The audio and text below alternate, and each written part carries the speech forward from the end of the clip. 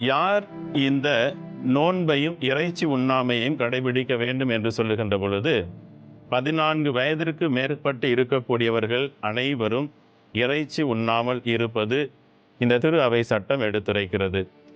அதேபோல 18 வயதிற்கு மேல் 59 வயது நிறைவடைந்தவர்கள் வரை இந்த நோன்பை நாம் கடைபிடிக்க வேண்டும்.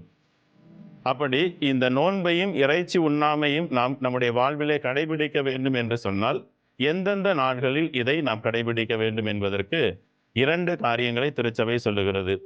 ஒன்று, அனைத்து வெள்ளிக்கிழமைகளிலும், வருடத்திலே வரக்கூடிய அனைத்து வெள்ளிக்கிழமைகளிலும் இந்த நோன்பையும் இறைச்சி உண்ணாமையும் நாம் கடைபிடிக்க வேண்டும். அதே போல 2வது, வருடத்தில் வரக்கூடிய இந்த தபசு நாட்கள், இந்த 40 நாட்களும் இந்த நோன்பையும் இறைச்சி உண்ணாமையையும் நாம் கடைபிடிக்க வேண்டும் என்பதை திரு அவை சட்டம் மிக தெளிவாக எடுத்துரைக்கக்கூடியவை. இந்த விபூதி புதன் மற்றும் பெரிய வெள்ளிக்கிழமை, இந்த 2 நாட்களும் நாம் இந்த நோன்பு மற்றும் இறைச்சி உண்ணாமல் இருக்க வேண்டும். இதை மிக தெளிவாக ஆணித்தரமாக நம்முடைய இந்திய ஆயர் பேரவை எடுத்துரைக்கிறார்கள். அடுத்து, இந்த தவ முயற்சி என்பது நாம் இன்னும் அதிகமாக, இன்னும் ஒருபடி மேலாக சென்று ஒரு 15 நிமிடம் தனிப்பட்ட விதத்திலே ஆண்டவரோடு ஜெபிப்பது. இந்த நற்கருணை ஆண்டவருக்கு முன்பாக 15 நிமிடம் அமர்ந்து நாம் தியானிப்பது.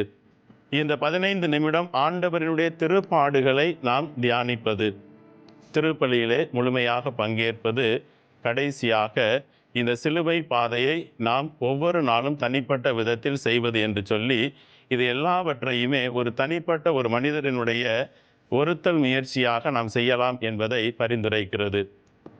2வது, இந்த நல்லுறவை ஏற்படுத்தி கொள்ள வேண்டும். குறிப்பாக மற்றவர்களை மன்னித்தலின் மூலமாக மற்றவர்களோடு நல்லுறவை ஏற்படுத்தி கொள்ளுதல் என்பது இவர்கள் நமக்கு பரிந்துரைக்கக்கூடிய அடுத்த ஒரு விதிமுறையாக இருக்கக்கூடியவை.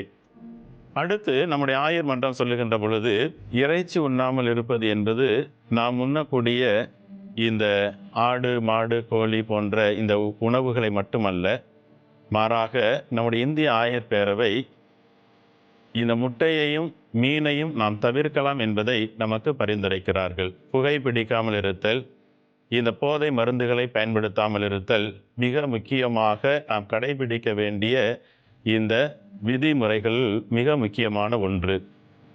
இறுதியாக, நம்முடைய வருமானத்தில் 10% ஏழை எளியவர்களுக்கு பயன்படுத்த வேண்டும்.